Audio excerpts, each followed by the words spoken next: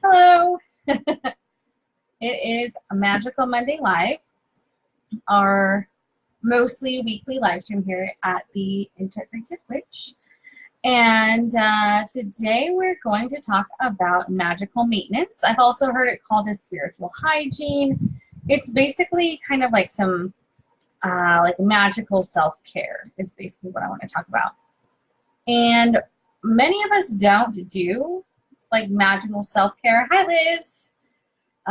When you come in, say hi. I should put that. I should have written that in. But yeah, so many of us don't do like some of the things that we're going to talk about today on a regular basis. And it's not bad if you don't, or if you haven't been. Obviously, nothing terrible has happened. However, by doing some of these things, it can help improve your life. It can help improve your self-care. It can help improve your personal energetics. It can help improve your connection to energy, to your own energy, and make you a little bit more present in your daily life. Before we get started, I do want to talk about a little bit of housekeeping. I don't know if you saw my last live stream. I'm really excited. I have a second camera now. I wish I could like swing it. Can I swing it this way? No. Oh, there. It worked. So I have a second camera now, and it points down at my desk. It's on a little swing thing, so I feel very fancy, just so you know. So I'm super excited. Hi. I'm super excited because this means I can do face things and things on my desk. So I'm super, super excited. So the next live stream, I haven't scheduled it yet, but the next live stream is going to be about how to transform tea lights into magical spell candles, because I know like that those are the most common things that we all pretty much have. They're very easily accessible, and how we can transform those into spell candles. And I want to do some tarot related things, maybe some rune things, maybe some craft things, because I have like all the crafts. Crystals. I'm just like so excited. I'm so excited because now not only can I like say the words, but I can actually do the things and show you guys kind of how I live my life and how I do my crafts. So I'm super, super excited about that.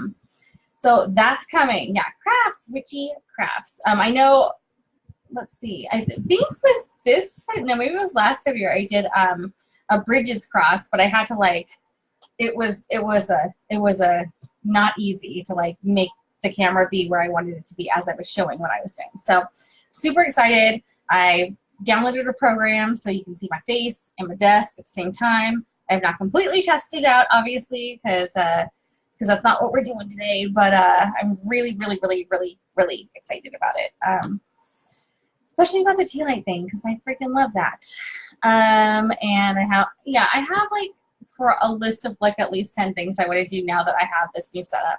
So this is the last like current training I have posted, but after this I'm going to start posting some more Monday trainings. I have a couple. I'm in like a business mastermind and we have meetings on Mondays, so not every Monday. I won't be on every single Monday, but I'm really looking forward to bringing in some more physical things that I can actually show you guys like stuff instead of just talking about it.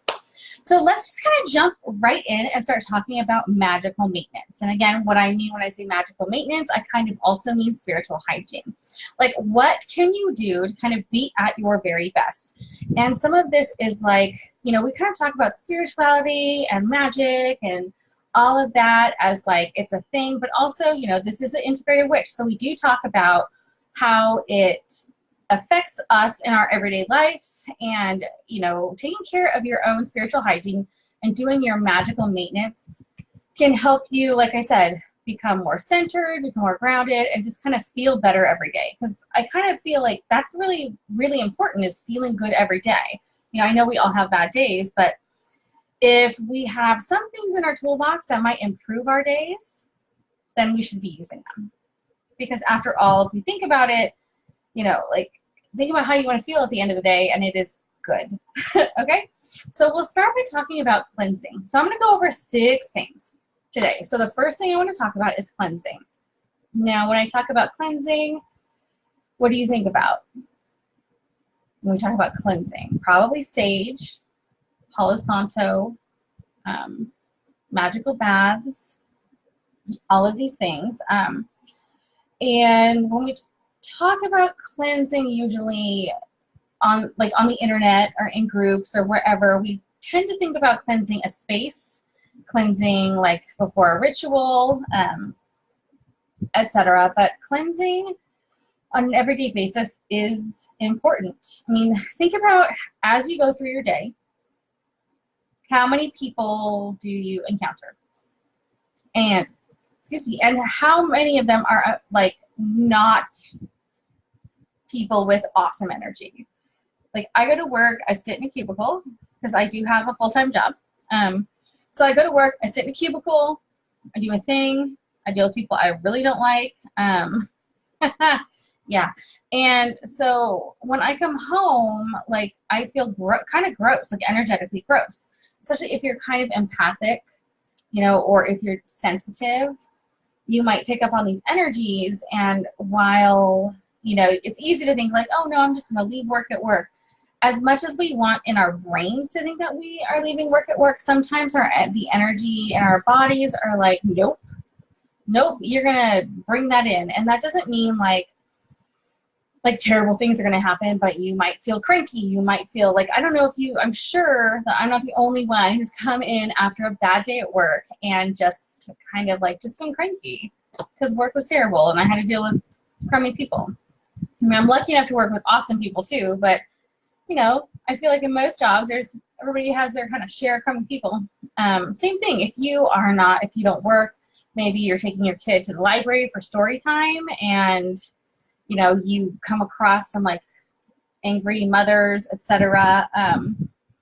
You know, we have that energy that we are in contact with all day, every day, if you are out and about in the world. And even if you're just at home by yourself, you might still feel kind of negative energy because you might not be going out. So when I talk about like a cleansing, like a personal cleansing, of course you can use sage or Palo Santo or whatever. What I like to do is I like to take a cleansing bath, and like any bath, I mean, or a shower. Like most days, I take a shower, and just like, you know, any sort of like shower or bath, you know, it's very relaxing. But when you start to incorporate visualization, that's when it really starts becoming magical. So I might stand in the shower and let the shower shower over me, and visualize all the negative energy and all the gross stuff and all the yick that I've had to deal with every day. Imagine it, visualize it coming off my body and going down the drain. You know, when you're physically cleansing yourself and you're rinsing yourself off, that's just one really super easy element that you can add to your shower or your bath to help like energetically cleanse you every single day. I like to take my showers at night, and that's one of the reasons why. Like I really feel the need to get rid of all of the yuck from the day. It doesn't matter like how I feel, I will take a freaking shower. And I've been doing this like since my early 20s. When I was in my early 20s, I would come home from a club and be a little incapacitated, as some people get in their early 20s, but I would still take that shower. I would rinse off all the yick. I would rinse off the yick, that energy that I did not want from the people in the clubs or wherever I was that day. Just rinse it all off. Always, always, always. Now, if you are a morning shower person, that doesn't mean like, oh, you know, I don't want to be sitting in my, you know, laying in my yick all the, you know, I don't want to go to sleep, you know, with all this energy. And that's fine. If that doesn't bother you, if you're not feeling like what I'm saying, that's totally fine. That's awesome. But if you are, you could always do a smoke cleansing, like with sage or with Palo Santo, just before bed, just quickly, just do a little bit of cleansing before you go to sleep. I really, really suggest that. I have found that when I forget to do my visualization and I forget to kind of like, you know, really take my shower and turn it into a cleansing, like working almost, that my dreams are not as great. And I realize that when I am doing my cleansing and I am spiritually like kind of all together, we'll talk about grounding and centering and stuff, but like that also helps. I feel like my dreams are more solid and more positive, and most of all, I remember them. Okay, so those are just a couple of things that do cleansing. The second thing I want to talk about is wording. Now, wording and shielding are two different things, in my opinion. Other people might consider them to be the same thing, but I'm going to talk about them as if they are two different things. First, I'm going to start talking about wording. Wording is like, they're both protection. Okay, so shielding is kind of protecting yourself, and wording is protecting your environment. So it's really important that your environment is protected against things that you don't want to be in your environment. Pretty much that could be energy, you know, that could be like physical stuff too. If you have like neighbors that keep trampling on your lawn and invading your space and moving, you know, not respecting your boundaries, like put up a fence. That is definitely one really good way to physically ward your property. Or if you have people in your house and they're like invading your space and they're invading your room, put a lock on the door. Those are like physical, really physical warding activities that you can easily do. Spiritual warding is also pretty simple. Okay, so some examples of spiritual warding is burying things at all four corners of your property. Okay, so we've talked about crystal grids before, where you create a grid of crystals and then you can activate the grid. You activate the crystals that are in the grid. And you can do the same thing on your property. So like I'm in a house right now, so I've got like my corners, right? So I could bury a crystal at each of the corners and then I could like activate them. Whether it's in a ritual or if it's not in a ritual, not everything has to be in a ritual. It depends on your mindset and how you are actually feeling, how you are feeling like connected with the actual work that you're doing. But you can go ahead and just bury a crystal at each of the four corners of the property, something like black tourmaline. Well, the thing is, people will say like, well, what crystal do I bury? Like, it's very important. I need to know exactly what crystal I'm burying. And that has to do, like, you get to choose your crystal that resonates with your intention. So if you are concerned about negative energy coming in, you might want to use black tourmaline. If you want to keep the love energy in your property, you might want to use rose quartz. So there are tons of different crystals, obviously, that you could use. Those are just two suggestions. If you don't have any of those, you can go ahead and program your clear quartz to do whatever it is that you need it to do, and that should work as well, as long as your intention is very clear. And then you can just bury them at the, or set them at the four corners of your property and activate them however you want to. Many people will have a chant that they say and like touch the crystal, or if you have a wand or an athame or like a crystal wand, touch that and say whatever it is that you want to say, and do that for each of those corners. Now, if you don't have like a house with like property in which you can bury a bunch of shit because you live in an apartment, you can do the same thing for your apartment. Most apartments are relatively square, so you can still set things at the corners. And then if you feel like you need more protection on, in certain areas, you can go ahead and do that as well.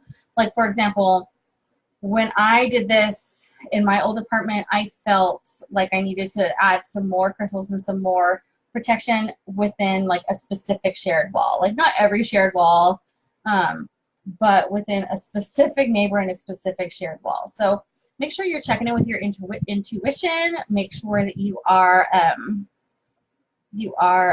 like kind of paying attention to the way you are feeling. Check in with your body, see how your body's feeling when you're doing things like this, and you'll be good to go.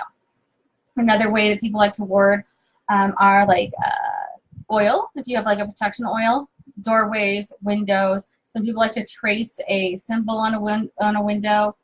Just again, check in with yourself and decide which way you feel is the best for you. All right. Number 3 is shielding. So we talked about cleansing, we talked about protecting your environment. Let's talk about your actual shielding. So there are two different kinds of shields. There are probably tons of different kinds of shields, but there are two specific, I guess, types of shields that I want to talk about.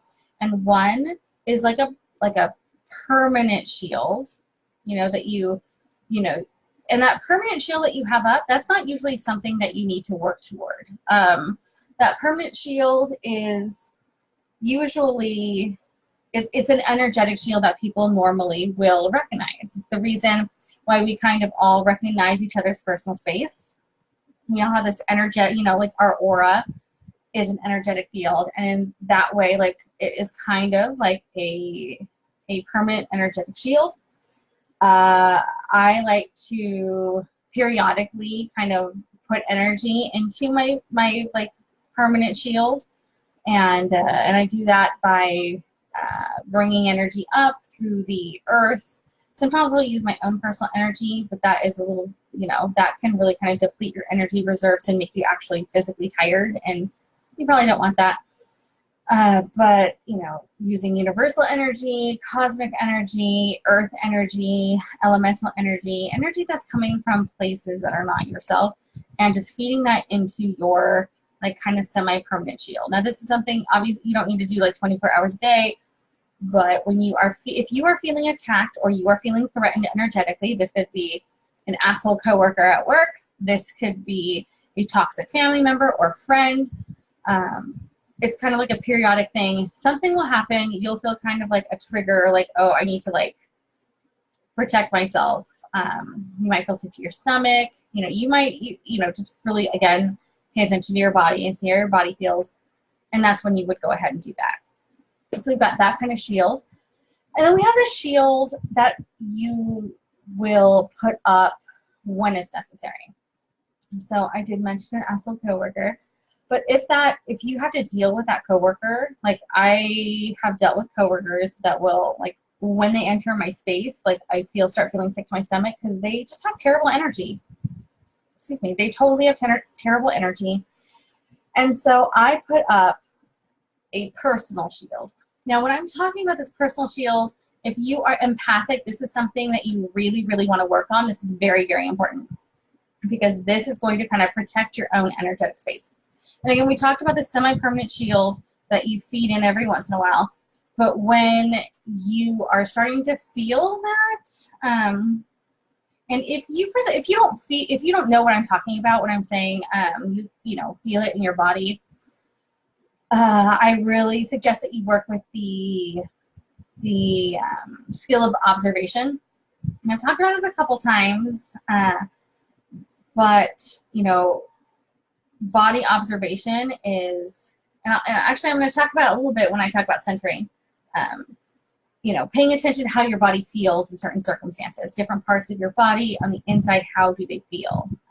Checking in with your body. So you might want to pay attention to your body, and when you are feeling somebody kind of encroaching on that, or somebody else's energy coming in, and this doesn't have to be negative energy. It could just be feelings that you're feeling that you know are not yours. Also, you want to enact your psychic shield, is what most people call it, psychic shield. And this can be different for everybody. Now, the most common psychic shield is the white light bubble force field.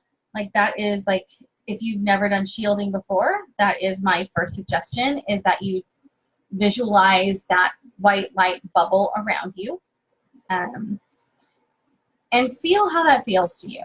When you visualize a white light bubble around you, do you feel like that is solid? Or do you feel like that's permeable? And if it's permeable, my suggestion is to put more intention into it and try to visualize it more intensely.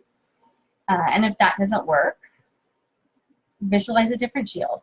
Some people visualize brick walls. Some people visualize a bubble with mirrors on the outside, so that things that can come in can bounce back off. This is where your creativity comes into play. And so if you try all of these different shields, and I'm sure you could Google, and I'm sure, like, different types of psychic shields will tell you tons of things. And if for some reason nothing seems to be working, my suggestion is that you meditate using the focus of like, what does my shield look like? What shield should I be using? And this is something I've always, that I really tell my students that are having problems with their shielding and problems visualizing their shielding. And it pretty much never fails. You will get an answer, and that answer will work for you. I've never had somebody meditate, get an answer, and it not work for them. So you can create your own shield, your own protection, and when somebody comes up to me at work, I'll put up that shield if I do not want to engage with their energy. Of course, you have to engage because it's work, and or it's school, and you have to engage with people in your group project. But you don't have to engage with their yucky energy. Just create your shield. Okay, so that was number 3. Number 4 is keeping up your own personal energy. So I'm going to start that by saying, and I mentioned it briefly earlier, if you are doing energy work, you want to make sure that you are pulling the energy from a source that is not yourself. Okay? Well, when you are acting as a conduit for energy, whether that is healing, whether that is energetic spell work, whether that is dancing and raising energy, whenever you are a channel for energy, whatever energy that is going to be flavored. You're like literally the pipe, right, for the energy. And you want to bring that energy in from a different source. So it could be earth energy from the bottom, it could be cosmic energy from the top, it could be universal energy, it could be elemental energy. Wherever you are pulling that energy from, you are like the actual pipeline, right? So that energy is going to be it's going to be flavored with your intent because you are the pipe. So it's going to go through the pipe, let's say, into doing whatever it is, into another person, into the universe, whatever your energy work is. But you don't want to just use all of your energy and put it into something, right? Now, there are times where you will want to instill energy into something. So if this is my stone and I want to charge it with my energy, yes, I will be using my energy. But I'm not going to use all of my energy because I'm just simply charging a stone. So if you are doing a huge amount of energy, or you're doing healing work, anything that has a decent amount of energy, make sure that you are pulling your energy from outside sources and you are not using up your energy because it will make you tired. It can make you sick. I learned this the hard way. When I first started, I thought I was raising all this energy, and I did this huge working, and it flipping worked really, really well, but I was sick for 2 days, vomiting, couldn't eat, exhausted, really, really sick for 2 days.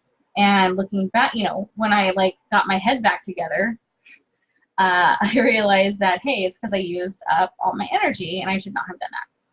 So don't do that. Make sure you are pulling your energy from other places.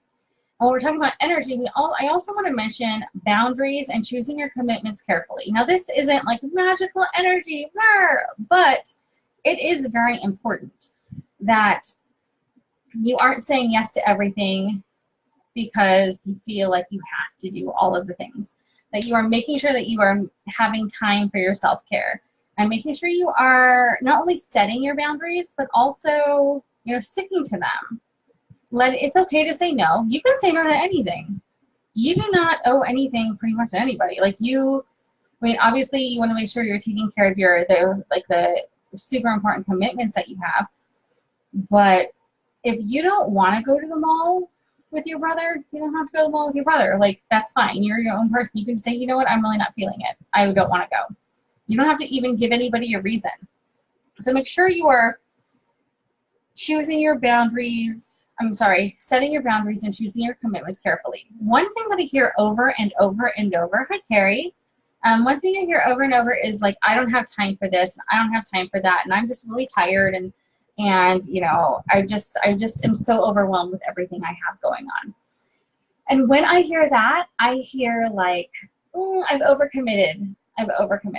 And maybe you have a kid and they're in 3 sports. You have another kid who's in piano and dance. Like you've got all of these, you know, commitments that you've made, and that's fine. I understand that, but maybe next time, you know, your child, you might want to only sign your child up for 1 or 2 things instead of like 4 things, because honestly, like, if you are overwhelmed, if you are tired, you are not doing anybody any favors. It's literally running your energy down.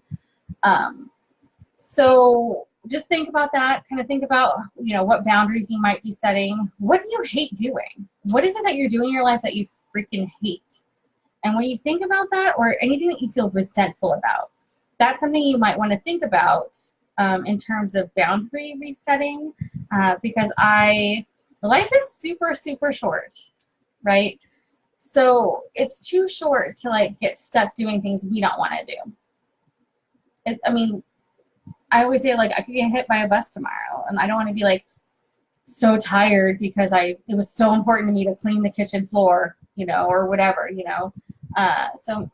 And the way that we can invite new things in our life is by getting things that don't serve us out of here, like get it out of our life. So that's just something to think about. Okay. Now I want to talk about, real quick, about grounding. We hear the term grounding and centering all the time. And sometimes we hear grounding by itself. We don't really ever hear centering by itself, but it's always grounding and centering. So what's the difference between grounding and centering?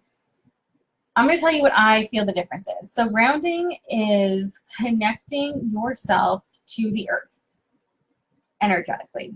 That's grounding, okay? And once you have that connection, you can push out excess energy into the earth. You can visualize and work on removing any yucky energy, like we talked about earlier, into the earth. We normally see this in the tree root meditation that I feel like most people probably already have done, have heard of. If you haven't, you just go on YouTube, type like tree root grounding meditation, and I'm sure many will pop up.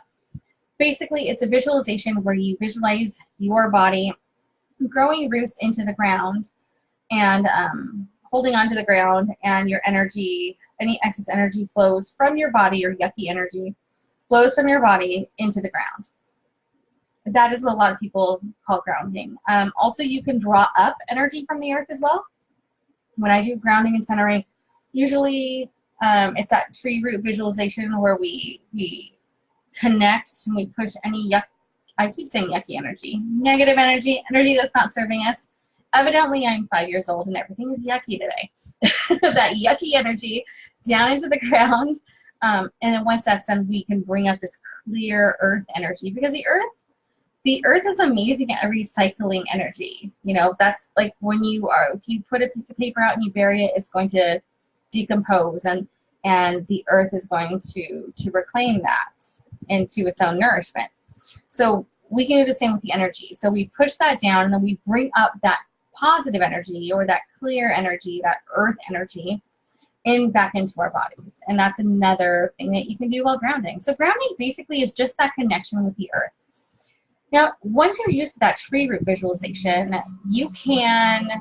many people can just visualize a connection with the earth. It's really helpful if you have bare feet on the actual earth, but in a pinch, like if you are at work or at school or living your life at the mall, whatever, you can just visualize that connection with the earth, and I like to just take a deep breath, and as I exhale, visualize all of that negative energy going into the earth. So you don't have to do this whole tree root visualization. I like to do it if I'm doing ritual that's taking some time, but that doesn't mean you have to do that every single time. Like once you are used to how that feels, it gets a lot easier to just connect and breathe out and ground that energy and feel connected to the ground. Okay? So that is grounding. And then centering, grounding and centering. So just centering to me is focusing your energy, being present and focusing your energy. So when I was talking about grounding a second ago, I talked about bringing that energy up from the earth. So when I do a grounding and centering meditation, and I'll record it. I'll record it and post it for you guys. But we ground, and then we bring that energy up, and as part of the visualization, we bring it up into our body. We flow it throughout our body, and then we gather it in our natural center. And we focus on how that feels in our body. So for some people, it's their heart. For some people, it's their solar plexus. For some people, it's their stomach, or it's their womb space. Wherever it is, that is your natural center. So that is also that centering. So it's focusing that energy and being present. And usually we see this done before ritual, so that energetically we're kind of cleared. We have grounded all the negative stuff that's happened to us over the day. We brought up this positive energy, and we're centering it in our body, and we're ready to do the work, whatever that work is, whether it's a celebration, whether it's a working, whatever that work is. Okay. There is a 30-second centering exercise I use often throughout the day. And I've been using this for years and years and years.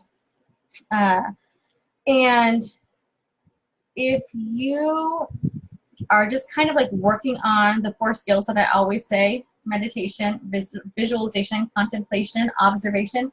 If you're working on that observation skill, this is a really good exercise for you to do. So let me just kind of talk you through it. Why not? Okay, so close your eyes. Okay. And take a deep breath. Now I want you to focus on how your body feels. I want you to kind of check in with all of the parts of your body.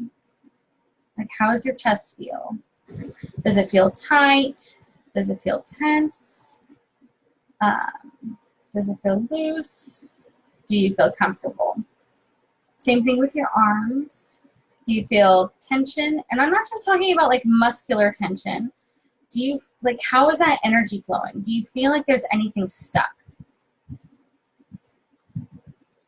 And then observe your solar plexus area, your chest, and then your torso. Make sure you're still breathing. Don't let your focus take away your breath. Just kind of check in, what's going on there? How does that feel? Maybe with your legs. You might be able to kind of feel your heart beating.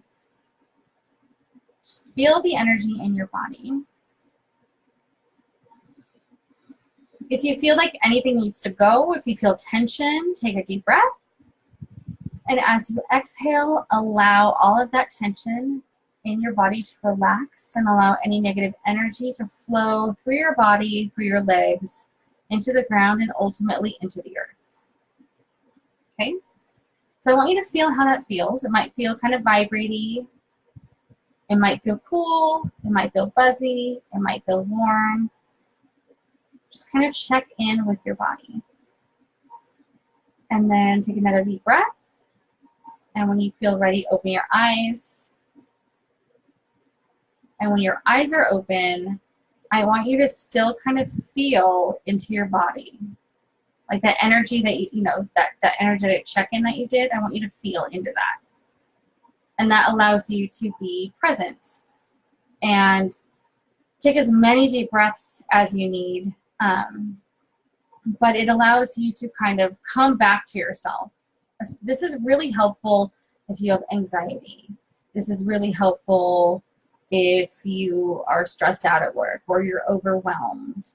If you just feel uncomfortable in any way, energetically, especially if you have social anxiety, anything like that, it's pretty much like a 30-second to 60-second exercise that you can do to not only check in with your body, but allow yourself to kind of become present again in the moment. And this is something you can I do this at my desk sometimes. Or you can go to the bathroom. That's what bathroom stalls are made for, right? Dance parties and centering exercises. and just kind of check in with yourself. And when you start practicing this, you could also start like the next step, if you want to go a little bit further, is probably not something you want to do like while you're at work, but you know, if you're at home and you want to do that check-in again, you can check in with your chakras, like your energy centers, like how does my crown feel? How does my third eye feel? You know, how is my throat energy center feeling? How are those feeling? And then you can kind of take action. And that'll be a whole different live stream, but it's kind of like the first step to more body observation. Okay, so I hope that helps. And, you know, those are the 6 things. So just to go back, number 1 was cleansing. Number 2 is warding, which is like protecting your environment. Number 3 is shielding, which is protecting yourself. Number 4 is keeping up your energy, making sure that if you're doing energy work, you're not using your own personal energy, and that that you are setting and respecting your own boundaries and choosing your commitments carefully. Number 5 is grounding, and of course, number 6 is that centering. Kind of as a bonus, I do want to remind you to take deep breaths. I know I've posted this in the group before, but I've come across this meme that I love so much, and it says, like, deep breaths are like love notes to your body. Now, especially when you're stressed or you're unhappy or, like, you know, you've got tension in your body, we tend to breathe very shallowly. I'll just hold my breath, and I joke around because, like, when I do breathe, I'm all, and people are like, you're sighing. I'm like, no, I just have awake apnea, I guess, and just hold my breath sometimes. So when you realize that you're holding your breath, and when you're holding your breath or you're taking shallow breaths, often that means you're holding that tension in your body. Like, I will find myself like hunched over at work sometimes, just like not breathing. And, you know, I just need to push the shoulders down, as a lot of us do, right? Like, push those down, push them back, take a deep breath, try to relax our body, and just take a couple deep breaths, because, you know, your body needs oxygen. Your body is, that's like breathing is very important, turns out. So make sure you are taking those deep breaths whenever you are, you know, obviously whenever you're doing any of these 6 steps that we talked about, but also anytime you feel tension, anytime you feel stressed, anytime you feel uncomfortable, like anytime you're mad, that's like they say, take a couple deep breaths, you know, take a couple deep breaths, center yourself if you're able, and then move forward, okay? Awake apnea, right? Like, I have sleep apnea, so like, it makes sense. Awake apnea, because people always say, like, oh my gosh, you're sighing so much, and I'm like, no, y'all, I'm just stressed out and forget to breathe.